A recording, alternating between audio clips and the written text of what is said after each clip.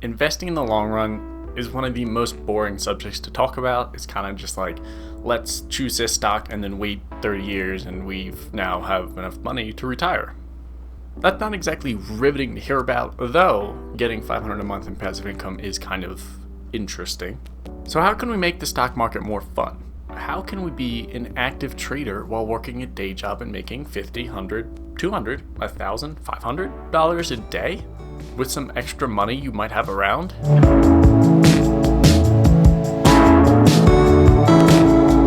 What's up, you guys?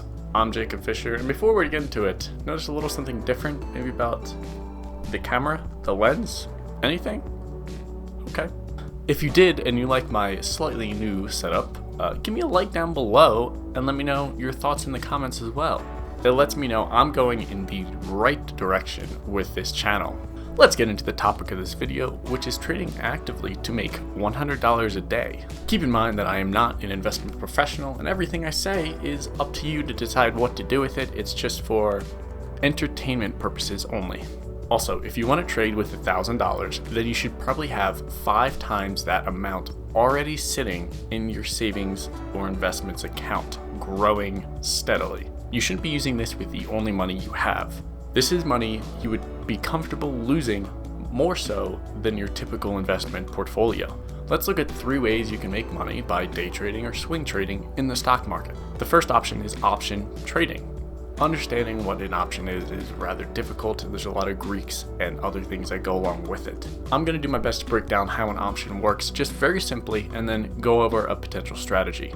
I keep it simpler by focusing only on 6 large cap stocks to trade options with. That's SPY, Apple, Tesla, Nvidia, Netflix, and then a 6th rotating one. Currently it is Beyond Meat. At the time of filming this though, the weed sector is getting a bit hot and CGC and Tilray, TLRY, are kind of popping off right now. Let's go over options real quick so you understand what I'm doing. Let's use SPY as an example because it's a very heavily traded options market and it's just constantly traded and it's an overall view of the entire market. If you want to know what makes up SPY, check out my other video on dividend investing. An option is a contract to buy or sell an underlying security at a set price. Option contracts are traded in lots of 100 as well, so that one contract is actually your ownership or potential ownership of 100 shares. If SPY is trading at 300 and I bought the 320 call at the expiration date of, let's say, the end of this week, if SPY hits 340 before the expiration date, then I could theoretically exercise my option and buy 100 shares of SPY at 320 and already be in the green by $20 per share. That being said, if SPY goes to 300 at expiration date and I still have those 320 calls, you could exercise them, but you would be down $20 per share, and generally you just sell it at a loss. Or don't sell it at all because it doesn't automatically exercise for you. Number of Greeks to get into real quick. The most important ones in my mind are theta and delta. Theta is time decay, so as your option gets closer and closer to the expiration date, it loses money if the stock stays the same. Delta is how much the option contract moves in price by dollar move of the underlying security. So if the delta is 0.2 and SPY moves $1, then your option contract should go up by 0.2. Finally, before we get into my trading strategies, there are puts and calls. Puts are options that allow you to short the stock, and calls are options that allow you to buy it. So if you bought 320 SPY puts, then you would have the option to short SPY at 320 for 100 shares. So if you think the stock is going to go up, you buy calls. If you think it's going to go down, you buy puts. Keep in mind that I'm going to be getting more in depth in the future, so if that's something you want to see, make sure to subscribe. The main strategy I focus on is trading around the VWAP. It's a strategy you can put on all your charts as long as you're not using Robinhood. And speaking of, I should mention that you probably shouldn't be using Robinhood to day trade. You should be using E-Trade or TD Ameritrade or just a big name broker. Because of all the outages in Robinhood, you don't want to be in a position that you want to sell at a certain time and then Robinhood goes down. That's happened to me and I've learned from my mistakes. Anyways, I have VWAP, yesterday's high and low, and yesterday's VWAP on the charts. Also, today's open is there as well. I just let the stocks hang out for a bit, kind of get a sense of where they might want to go for the day before I get in a specific option. All of the lines on the chart you see determine potential exit or entry points, along with the major VWAP line that goes up and down throughout the entire day. Let's say a stock starts going down. I wait until it hits the VWAP line and gets rejected before getting a put. Once I'm in, then I wait for yesterday's low, for example, and then I'll sell half.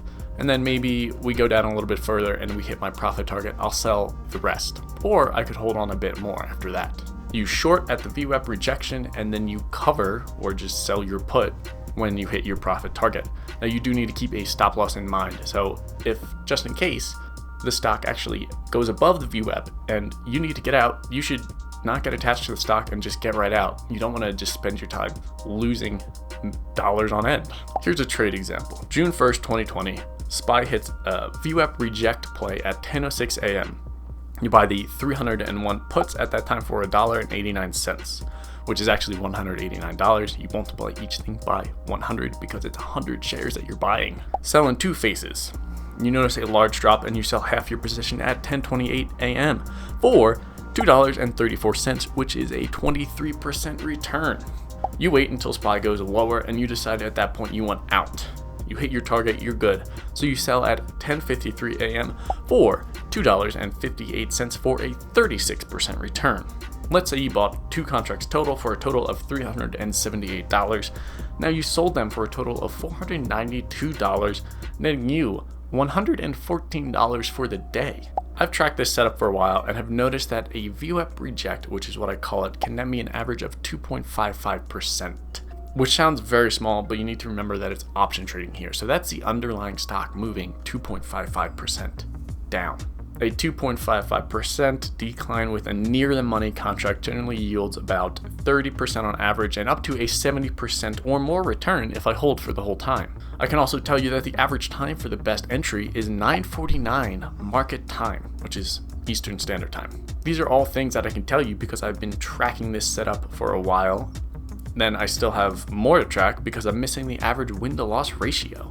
I think that's rather important to have. The second option is trading small caps. This one is a bit easier to understand. You're sort of buying stocks that are gaining momentum throughout the day and then selling them when they hit your target or selling them when they hit your stop loss. The way I look at this is you should be trading try and gain $1 in gains a day. What that means, if I'm trading a $3 stock and you want to scalp it for 10 cents, go ahead and do that. Now I have 10 cents on the day. If I continue to do that and make 10, 20, 30 cents each trade, I have 10 cents and then 20 cents and then 40 cents and then 70 cents. Really, you're just trying to get that up to $1. So if you're trading with 300 shares, you would theoretically make $300 at the end of the day. Keep in mind there is the pattern day trading rule, which is something I do need to go into, but that's in a future video. And then again, if you trade with 100 shares, $100, 1,000 shares, $1,000 at the end of the day. I'm one to scalp the position rather than go for full-fledged home runs every single time. I just feel it's a better way to go about it, and I just feel like I'm not in it for a long time, so I can just sit back, relax, and wait until my next entry point hits. How do you find these stocks to get in, and what kind of strategies though? I like to base all my trades with stocks with a lot of volume on the day. In TD Ameritrade, I can scan for stocks with 200,000 shares in volume for the day and are up 20% on the day. That's just basic criteria, and then I'll check them out to see which ones look best. It does help to look at stocks every single day to sort of get a feel of how the small cap might move around compared to large caps. They are wildly different. You also need to be tracking a strategy that you can use to trade with. The easiest play that I have discovered is the breakout play. If you notice a stock is trending upwards or trading in a channel with increasing volume heading towards a top little breakout point, then it might be good to consider buying at that breakout and then selling when all that momentum hits, all that volume, and the stock is pushing up. It happens very often. You can get in and ride that upward momentum, but be careful because sometimes it's a fake breakout and it just goes right back down. You need to be ready to sell and get out if that happens, because otherwise you'll just lose money and you don't want to be a bag holder. Like I mentioned before, you shouldn't be getting attached to these stocks for day trading. These are just names you're playing every single day. Be robotic about it. Don't get your emotions involved. Before you trade, make sure you have a profit target and a stop loss because that'll prevent you from getting too attached. If you hit the profit, you're out. If you hit the stop loss, you're out. Then even before doing this, make sure you track the plays that you want to get in. Track them in Excel, record everything you can about them. Determine how likely it is for a stock to break out and fail or to keep going. Determine the average win that you could potentially make by doing this too.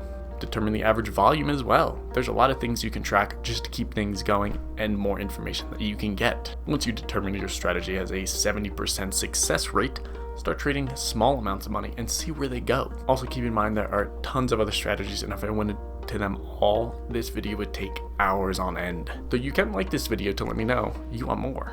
The final option is swing trading. This can be done with both small caps and option trading.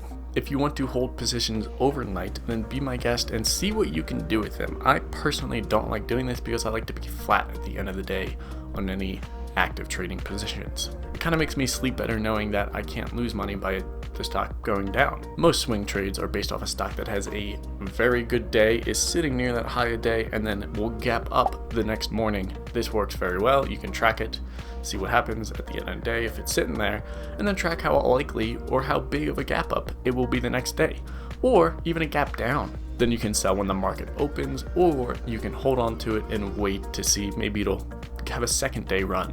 Both large caps and small caps are risky in this scenario. It's just all risk, but it's a calculated risk. If you know there's a 70% chance of you winning, then that's good. Or if you know that winners are 4 times the size of losers, that's even better. Let's say Apple is holding at high days and you buy an option at the end of the day for the next day. You wait, it gaps up, open, you sell it open, and that's it. You just have to wait overnight for that. Again, make sure you track trades like this and get these statistical averages for all plays. You just need to continue tracking and keep it going so that you know how likely it is to win and how big your winners generally are. Let's say you find 10 stocks before close each and every day, and you just track everything about them for the day, and then the next morning you open it up and you see how much they gapped up or if they didn't gap up. The stock market is all about statistics. Don't use your emotions in these kind of plays. Now you can play off other people's emotions, like let's say coronavirus hit, the market's going down for a number of reasons, but a lot of people are scared too. So just short the market at that point, It is, however, hard to get a scenario like that. You would need quite the sample size to figure that out.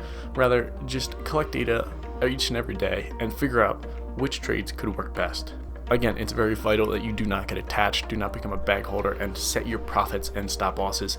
Don't just wait. You gotta sell when the stop hits. There's a ton of info that I really just had to gloss over at this point in time just because it happens. I can't get all this information out in a video like this. There will be future videos on the topic though, and if that's something you want, subscribe and comment down below what you want to see next. Thank you so much for watching, and until next time.